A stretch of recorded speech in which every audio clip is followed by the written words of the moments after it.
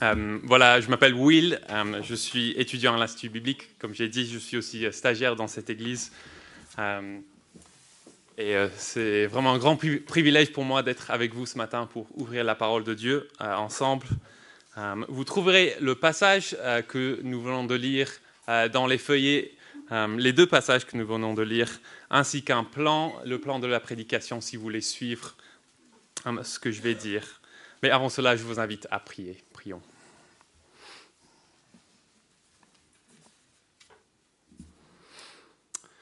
En effet, du soleil levant au soleil couchant, mon nom sera grand parmi les nations. Notre Père, c'est notre prière ce matin que par la prédication de ta parole, ton nom soit grand parmi les nations. Ouvre nos cœurs et rends-nous attentifs à ce que tu as à nous dire dans ce dernier chapitre de Malachie. Nous t'en prions, au nom de Jésus. Amen. Est-ce que ça fait vraiment une différence d'être chrétien ? J'imagine que je ne suis pas la seule personne dans cette salle à laquelle il est arrivé de poser cette question. Est-ce que ça fait vraiment une différence d'être chrétien ? À quoi ça sert d'appartenir au Dieu de l'univers ? Qu'est-ce que ça change vraiment dans la vie ? Je vous donne quelques exemples. La prière. Vous est-il déjà arrivé de vous demander, est-ce que ça fait vraiment la différence de prier ? Je peux prier pendant des années et rien ne change. On se demande à quoi ça sert vraiment. Pour les parents ici, qu'en est-il de ces moments où vous essayez de partager ou de parler de la Bible à vos enfants ? Mon épouse Johanna et moi, nous essayons de lire une courte histoire de la Bible et de chanter quelques chansons chaque soir avec nos enfants. En général, l'un des deux est plus intéressé par sa petite voiture, tandis que l'autre essaye de sauter du canapé, et c'est souvent très chaotique. Et je me suis demandé plus d'une fois, souvent avec un regard fatigué à ma femme, est-ce que ça vaut vraiment le coup de faire ça ? Est-ce que ça fait vraiment une différence de parler de Jésus au travail ou à l'école ? Ça peut être très coûteux, n'est-ce pas, de dire à nos camarades de classe ou à nos collègues que Jésus est le seul chemin qui mène à Dieu, ou que la Bible dit que le sexe est réservé uniquement pour le mariage entre un homme et une femme. À quoi ça sert d'être fidèle à Dieu si mon salaire va être réduit ou si on va me harceler à cause de ma foi ? Ou prenons l'exemple de l'Église. Est-ce que ça ferait vraiment une différence si je participais au brunch des femmes, ou si j'assistais au groupe de quartier, ou si je parlais aux nouvelles personnes après le culte, ou si je me formais à l'Institut biblique? Qu'est-ce que ça change, vraiment ? On se dit, je n'ai jamais vu quelqu'un venir au Seigneur. L'impact de notre Église reste très petit. Les églises en Belgique manquent toujours de pasteurs. Est-ce que ça fait vraiment une différence d'être chrétien ? En fait, ce n'est pas une nouvelle question. C'est la question qui se trouve au cœur du livre de Malachie que nous étudions depuis le mois de septembre. Elle est là au début de notre passage qui est imprimé sur vos feuilles. Regardez avec moi Malachie 3, 13 à 15. Malachie 3, 13 à 15. « Vos paroles sont dures contre moi, dit l'Éternel, et vous dites, qu'avons-nous dit contre toi ? Vous avez dit, c'est inutile de servir Dieu. Qu'avons-nous gagné à respecter ses ordres et à marcher dans le deuil à cause de l'Éternel, le Maître de l'univers ? Maintenant, nous déclarons heureux les hommes arrogants. Oui, ceux qui font le mal prospèrent. Ils mettent Dieu à l'épreuve et ils en réchappent. » Malachie, il s'adresse à la génération qui est revenue de l'exil à Babylone. C'est probablement l'année 430 avant Jésus-Christ. Et cette génération avait tout abandonné pour servir Dieu. En fait, la vie à Babylone n'était pas si mauvaise. Les exilés, ils avaient des maisons, des jardins et peut-être des bons emplois. Néanmoins, certains d'entre eux décident de quitter la grande ville de Babylone pour rentrer à Jérusalem, pour reconstruire leur ville qui a été brûlée, pour rebâtir le temple qui a été détruit. Et suite au pire moment de leur histoire, cette nouvelle génération s'est dit, cette fois-ci, les choses seront différentes. Et le peuple n'avait pas tort de le dire, parce qu'en effet, Dieu avait promis qu'après l'exil, il leur ferait du bien et il les rendrait plus nombreux que leurs ancêtres. Deutéronome 30, verset 5. Un nouveau roi glorieux régnerait sur le trône de David. La loi serait écrite sur le cœur de chacun. La gloire du dernier temple serait plus grande que celle du premier. Et toutes les nations afflueraient au mont Sion. Et alors, en lisant les versets 13 à 15 de notre texte, on voit que tout ne s'est pas passé comme prévu. Le peuple est en deuil, verset 14. Selon le verset 15, il est clair que les ennemis sont sur le point de les attaquer. De plus, les ennemis semblent prospérer tandis que le peuple croupit. Le peuple auquel Malachie écrit est désabusé et déçu. C'est pourquoi il dit au verset 14, « C'est inutile de servir Dieu. Qu'avons-nous gagné à respecter ses ordres ?» Autrement dit, est-ce que ça fait vraiment une différence d'appartenir à Dieu ? Et le but de Malachie, en écrivant ce livre, n'est pas de nous faire compatir à ces personnes qui passent par les mêmes frustrations que nous. Vous vous souvenez des problèmes que Malachie a soulevés ces dernières semaines pendant la série ? Offrir des sacrifices boiteux, tordre la vérité, s'engager dans les mariages mixtes, le divorce, voler Dieu en n'offrant pas la dîme. Dans un sens, certaines de ces pratiques sont très éloignées de notre contexte, jusqu'à ce que nous comprenions le problème fondamental auquel Malachie veut confronter ses lectures. Voici le problème dans Malachie. Face à la déception due au fait que les promesses de Dieu ne se sont pas encore réalisées, le peuple avait décidé de prendre les choses en main, de réaliser les promesses de Dieu eux-mêmes, par leur propre force, par leur propre religion. C'était une sorte de pragmatisme égocentrique. Mais selon Malachie, cela n'était pas une preuve de leur ingéniosité, mais de leur idolâtrie. La raison pour laquelle le peuple de Dieu se plaint contre Dieu dans ce verset, dans ce passage, c'est parce qu'elle est une génération déloyale. Le peuple a rompu l'alliance avec Dieu.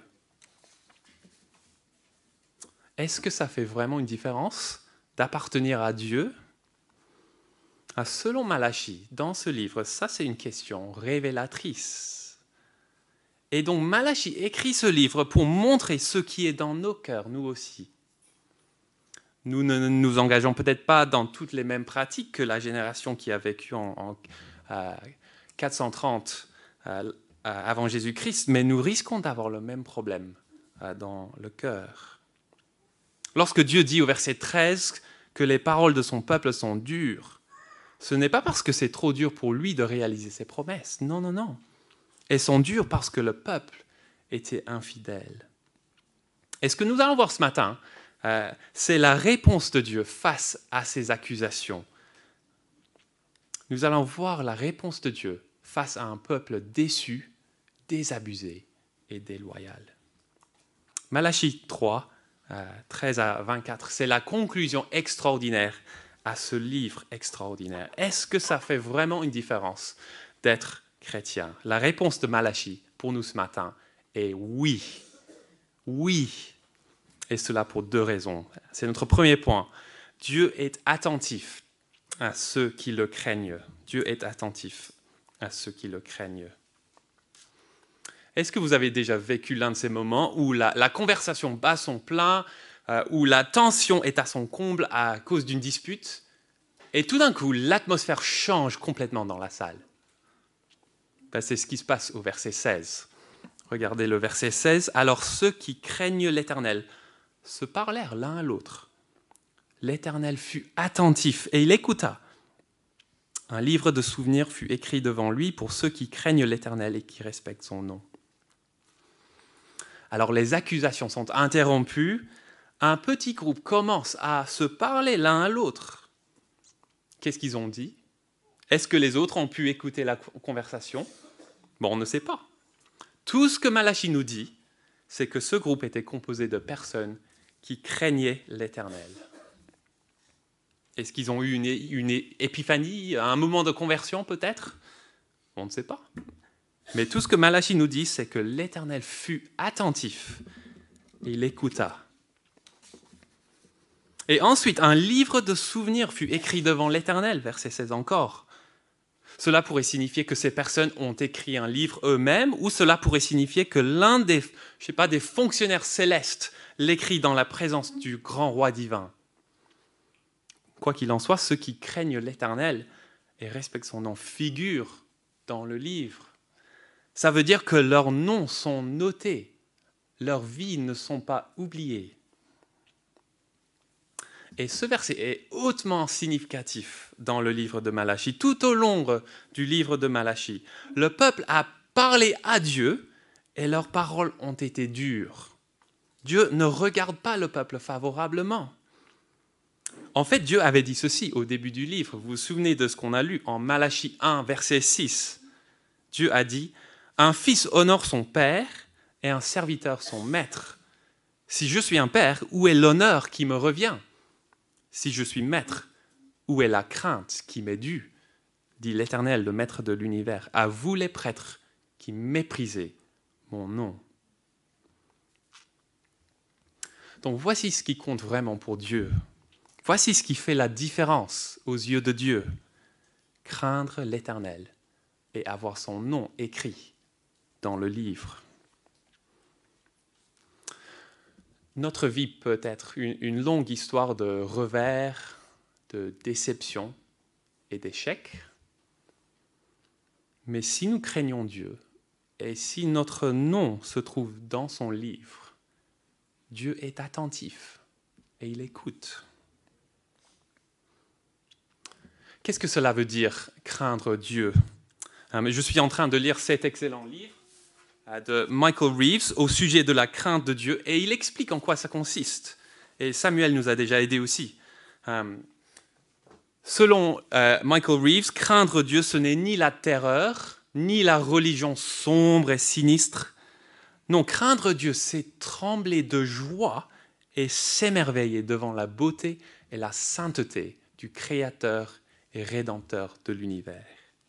Je répète encore, craindre Dieu, c'est trembler de joie et s'émerveiller devant la beauté et la sainteté du Créateur et Rédempteur de l'univers. En fait, craindre Dieu, c'est presque un synonyme d'être chrétien. Écoutez ces paroles du prophète Jérémie, qui parle de ce que Dieu va accomplir dans la nouvelle alliance. Jérémie 32, verset 40, « Je conclurai avec eux une alliance éternelle d'après laquelle je ne renoncerai plus à eux, mais leur ferai du bien et mettrai la crainte qui m'est due dans leur cœur. » Et quelques versets plus tard, il ajoute ces paroles extraordinaires. Jérémie 33, verset 9, « Jérusalem deviendra pour moi synonyme de réjouissance. Elle sera ma gloire et mon honneur devant toutes les nations de la terre.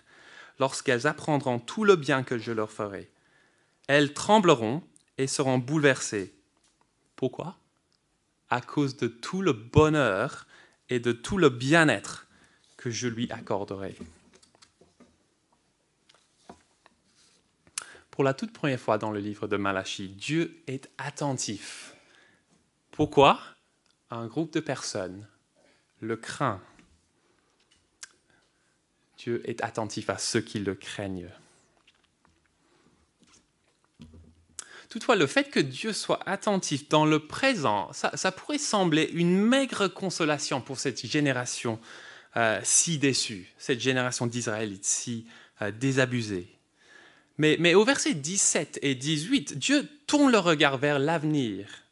Il promet qu'un jour arrive où ceux qui le craignent lui appartiendront pour toujours. Et à ce jour-là, ce serait évident qu'appartenir à Dieu fait toute la différence.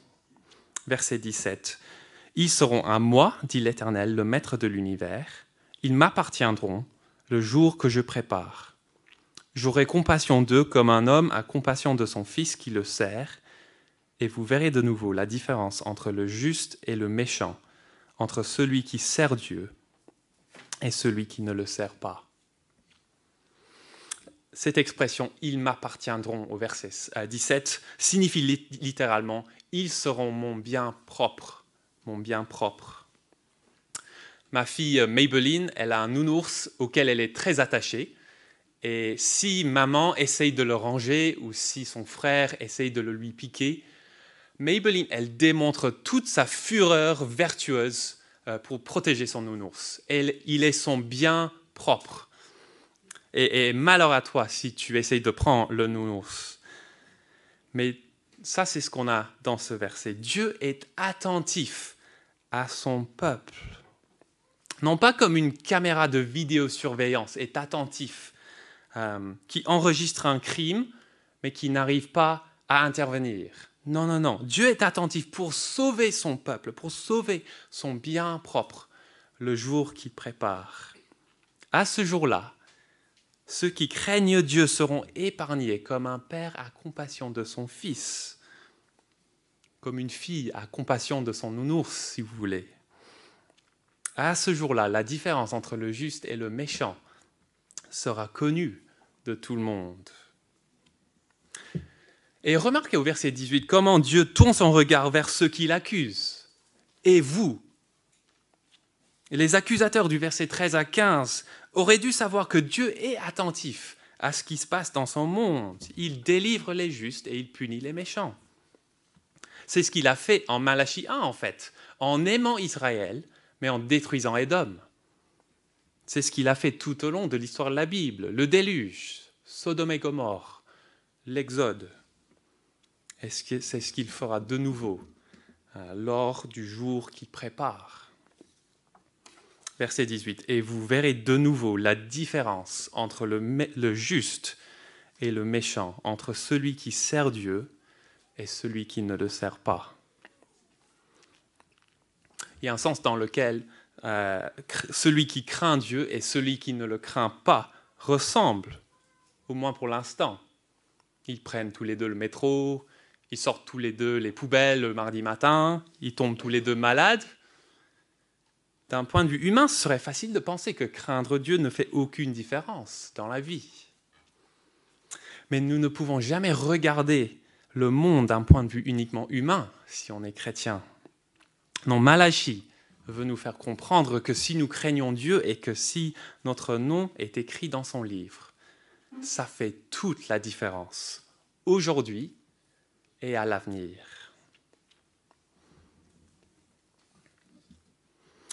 À ce stade, on risque de se poser la question, ok, je comprends, je sais que craindre Dieu fait toute la différence, je sais que craindre Dieu fera toute la différence, je crains Dieu, je suis chrétien.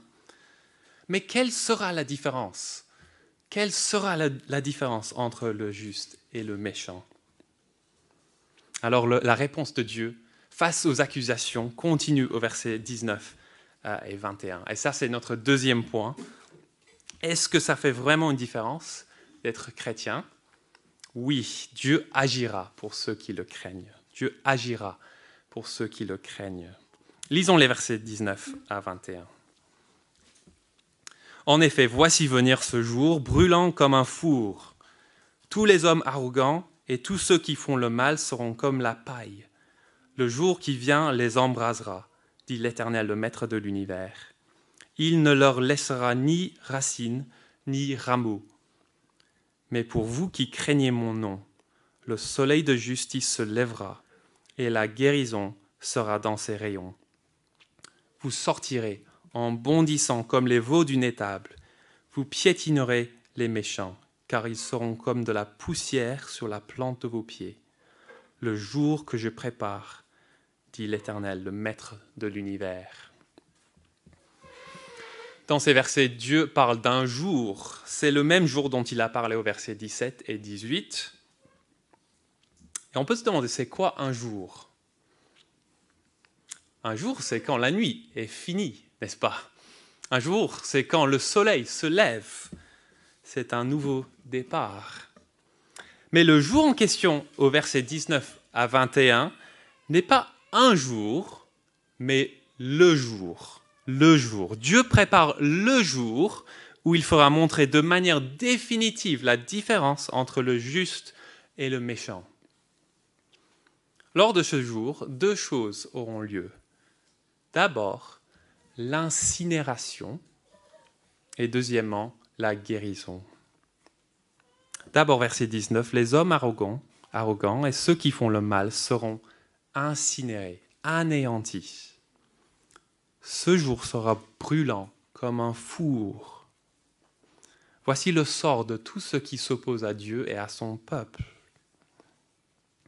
Pensez aux incendies en France cet été. Lorsque le sol est sec à cause de la chaleur, le feu embrase vite les plantes. Tout est détruit. Et le feu dont il est question au verset 19 n'est pas un feu purificateur. Non, ce feu ne laissera ni racines ni rameaux. Autrement dit, par opposition à un incendie de forêt qui ne peut détruire que les branches et le tronc d'un arbre, le feu du jour de l'Éternel détruira tout. Même les racines qui se cachent sous le sol seront anéanties. Ce jour sera terrifiant. Mais remarquez comment ce verset répond directement à l'accusation du verset 15. Il ne faut pas penser que ce verset veut célébrer la violence et la destruction en soi. Non, il y a beaucoup de gens aujourd'hui qui refusent d'entendre le message de la Bible concernant le jugement de Dieu pour cette raison-là. Mais non, au verset 15, le peuple de Dieu estime que Dieu n'est pas juste et que les hommes arrogants sont heureux et que ceux qui font le mal prospèrent. Et ils ont raison, au moins pour la seconde partie. En effet, oui, les méchants prospèrent pour un peu de temps, mais Dieu reste juste. Et le jour va venir où Dieu défendra sa réputation face aux accusations de son peuple et face à l'opposition de ses ennemis en incinérant tous ceux qui font le mal, une fois pour toutes. La gloire de Dieu et le bien de son peuple en dépendent. Ça, c'est la première chose, l'incinération. Mais la deuxième chose qui aura lieu lors de ce jour se trouve au verset 20, la guérison. La guérison. Le soleil de justice se lèvera sur ceux qui craignent l'Éternel. Nous savons que le soleil peut être à la fois dangereux et réparateur, n'est-ce pas? Les rayons du soleil nous font du bien, surtout en novembre, mais quand c'est l'été, la crème solaire est essentielle. Et si le verset 19 parle du jour de jugement, alors ce jour de jugement a lieu grâce au soleil qui se lève. Pour les méchants, la lumière les embrase comme quelqu'un qui marche sur la surface du soleil. Mais pour les justes, la lumière les guérit, comme ceux qui partent en vacances aux Caraïbes, par exemple. Je pense que le soleil de justice fait référence à l'Éternel lui-même. Lorsque l'Éternel apparaîtra, il apportera la guérison à son peuple qui le craint. Il faut penser à la paix, la joie, la transformation totale, le renversement de tout le mal que le peuple a vécu sur terre. Et encore une fois, Dieu est en train de défendre sa réputation. L'Éternel fera ce qui est juste. Son peuple ne sera plus écrasé par les ennemis. Il ne sera plus en deuil. À ce jour-là, les justes du verset 18 seront véritablement justifiés par le soleil de justice. À ce jour-là, ce sera clair que craindre Dieu fait toute la différence. Et quelle magnifique promesse que Dieu nous donne à la fin du verset 20. Fin du verset 20, vous sortirez en bondissant comme les veaux d'une étable. Zach Detwiller, qui est l'un des autres stagiaires dans l'église, il m'a récemment montré une vidéo des veaux qui sautaient de joie parce que le fermier les avait laissés sortir de l'étable. Et si vous avez 2 minutes cet après-midi, franchement, ça vaut le coup de taper sur YouTube « Jumping Cows » et vous allez voir une petite image de la joie dont ce verset parle. C'est magnifique. La joie la joie d'être en présence de notre Sauveur, la joie d'être guéri de toute maladie. Et verset 21, la joie qui vient de piétiner les méchants sous la plante de nos pieds. C'est une image choquante, n'est-ce pas? Mais ce n'est pas une image de cruauté ou de haine. Non, c'est une image de la pleine participation à la victoire et à la justice parfaite de Dieu. Dieu agira pour ceux qui le craignent. Alors vous pensez que ça ne fait aucune différence d'appartenir à Dieu? Vous pensez que ça ne change rien de servir Dieu? Alors Malachie nous dit, sachez qu'il y a un jour qui vient, qui arrive, où la différence entre le juste et le méchant sera on ne peut plus claire. Le soleil de justice anéantira les méchants comme un four à haute puissance crame une pizza. Et le soleil de justice restaurera tous ceux qui se confient en lui.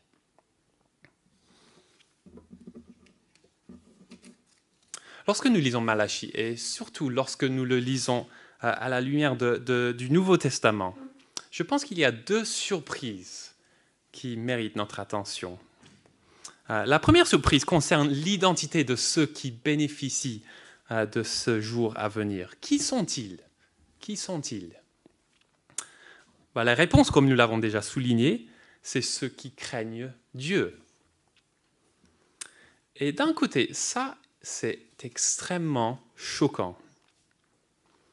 Pour les premiers lecteurs de ce livre, cela veut dire que la différence entre le juste et le méchant ne se fait pas sur base de son appartenance au peuple juif, ni du fait que l'on est revenu de l'exil, ni du fait que l'on travaille en tant que prêtre dans le temple. L'hypocrisie religieuse peut tromper les êtres humains, oui, mais elle ne peut pas tromper Dieu.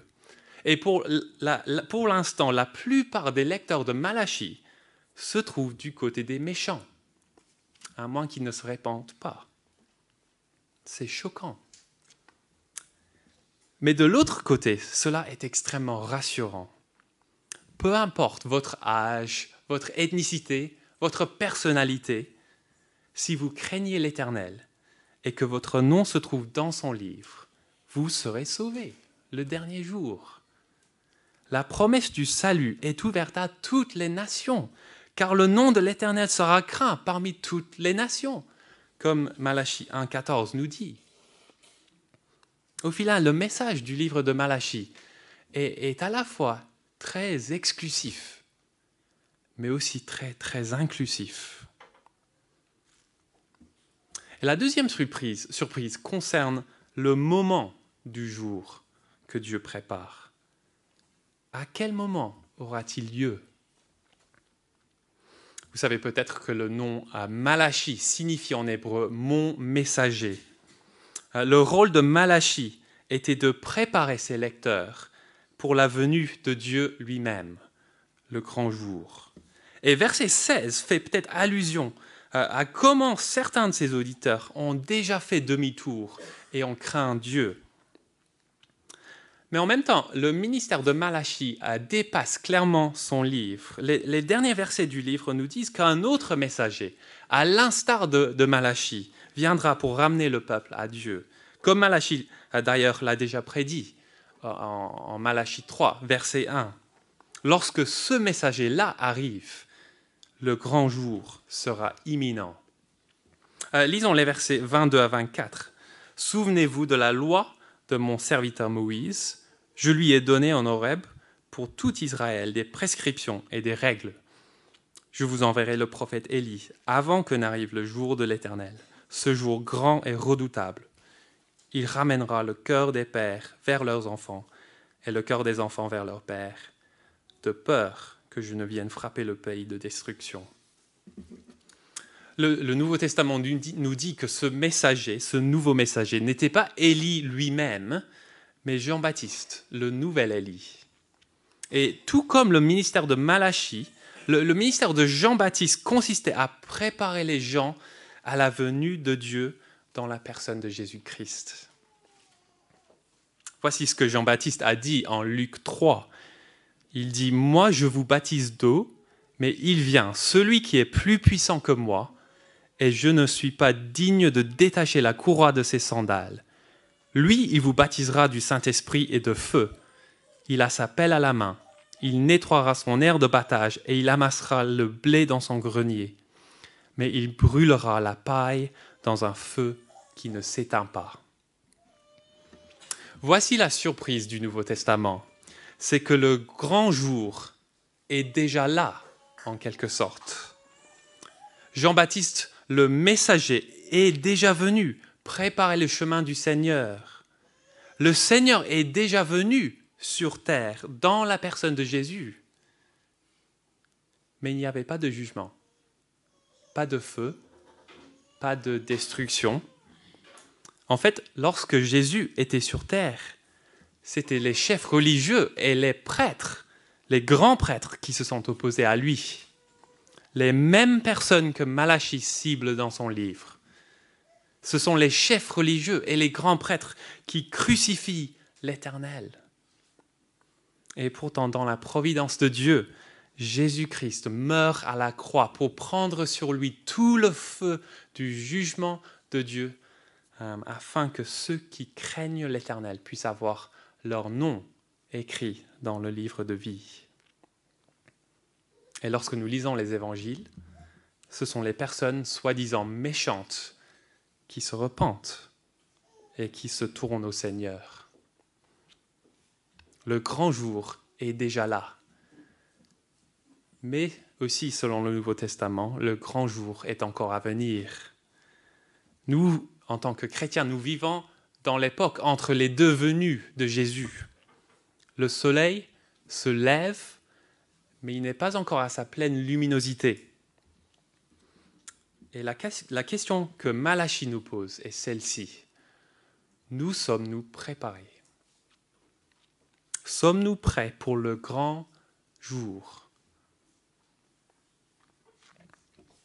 Nous arrivons tout doucement à la fin et j'aimerais terminer en m'adressant à 4 groupes de personnes différents. D'abord, un mot pour ceux qui ne se disent pas chrétiens. Il se peut qu'il y a quelqu'un parmi nous qui nous rejoint, peut-être pour la toute première fois, et qui n'a jamais entendu ce message avant. Si vous nous rendez visite ce matin, ou si ça fait déjà un petit moment que vous fréquentez notre église et que vous avez des questions sur ce que j'ai dit ce matin, nous sommes ravis que vous soyez là. N'hésitez pas à venir m'en parler à la fin ou à quelqu'un d'autre, Samuel ou l'un des autres dans l'église. Mais voici le message que Malachie a pour vous. Préparez-vous. Le grand jour arrive à grands pas. Malachie vous dit, revenez au Seigneur et il reviendra à vous. Craignez Dieu, afin que votre nom soit écrit dans son livre avant qu'il ne soit trop tard. Ça, c'est le message de Malachie pour vous. Deuxièmement, un mot pour ceux qui se disent religieux. J'espère que nous avons compris grâce au livre de Malachie qu'il ne suffit pas de juste fréquenter une église évangélique ou d'aimer la musique chrétienne ou de donner à manger aux SDF juste pour échapper au grand jour du jugement de Dieu. Non, ça ne marche pas comme ça.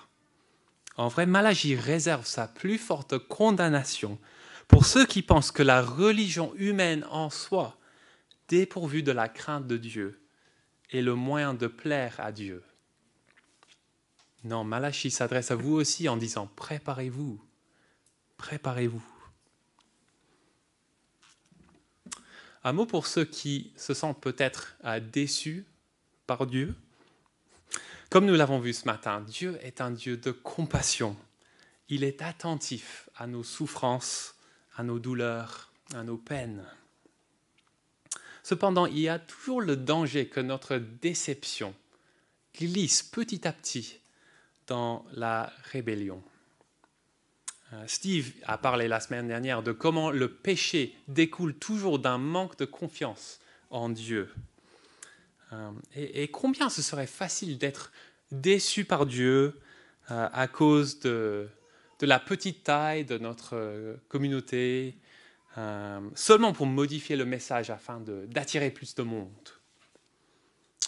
Combien ce serait facile d'être déçu à cause des problèmes dans votre couple, seulement pour quitter votre épouse et vous marier avec une autre femme. Ça, c'est le genre de cas que dont Malachie parle. Malachie veut nous mettre en garde de ne pas commettre la même erreur que ses lecteurs. Malachie veut nous dire que ça fait toute la différence d'être chrétien, maintenant, en 2022, et pour l'éternité. Et dernièrement, un mot pour nous qui craignons Dieu. Quelle grâce, n'est-ce pas, de pouvoir trembler de joie devant notre grand Dieu. Il n'y a pas de plus grand privilège que de craindre Dieu et d'avoir son nom écrit dans le livre. Continuons de craindre Dieu. Parlons-nous l'un à l'autre après cette rencontre, comme ils le font au verset 16. Et annonçons ce message à d'autres. La raison pour laquelle le grand jour n'est pas encore venu, c'est parce que Dieu veut que les nations s'y préparent. Vous verrez sur les feuillets que vous avez reçus que j'ai imprimé le passage de l'évangile de Luc que Alexandra nous a lu tout à l'heure. Et dans Luc 7, Jésus parle de Jean-Baptiste. Et regardez le verset 29, il dit ceci, Jésus dit ceci. « Je vous le dis, parmi ceux qui sont nés de femmes, aucun prophète n'est plus grand que Jean-Baptiste. Cependant, le plus petit dans le royaume de Dieu est plus grand que lui. » Qu'est-ce que cela veut dire, être plus grand que Jean-Baptiste? Tout simplement, ça veut dire que chaque chrétien est prophète, que chaque chrétien est messager de Dieu. Nous sommes tous des Malachis, si vous voulez, si nous croyons en Jésus-Christ, que l'on soit enfant, ado, étudiant, adulte ou personnes âgées. Notre ministère est plus grand que celui de Malachie et de Jean-Baptiste parce que l'Éternel est déjà venu. Jésus-Christ est déjà mort et ressuscité. Et la repentance doit maintenant être proclamée à toutes les nations. Et le Seigneur nous donne la responsabilité et le privilège d'avertir les nations et de les préparer pour son retour. Est-ce que ça fait vraiment une différence d'être chrétien? Bien sûr que oui. Dieu est attentif à ceux qui le craignent, à nous qui le craignons. Et Dieu agira pour ceux qui le craignent, pour nous qui le craignons. Alors que Dieu se serve de nous pour que d'autres puissent bénéficier de ce grand jour à venir aussi. Je vous invite à prier.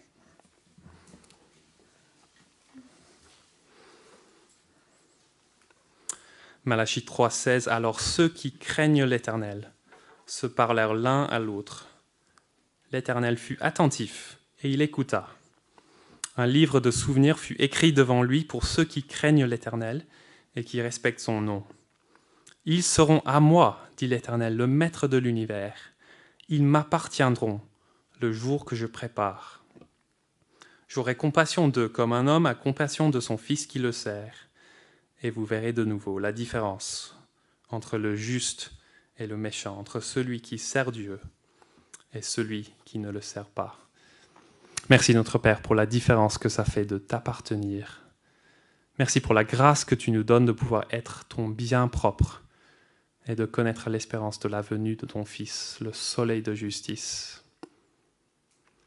Nous voulons reconnaître que tu es un grand roi, digne de toute notre crainte.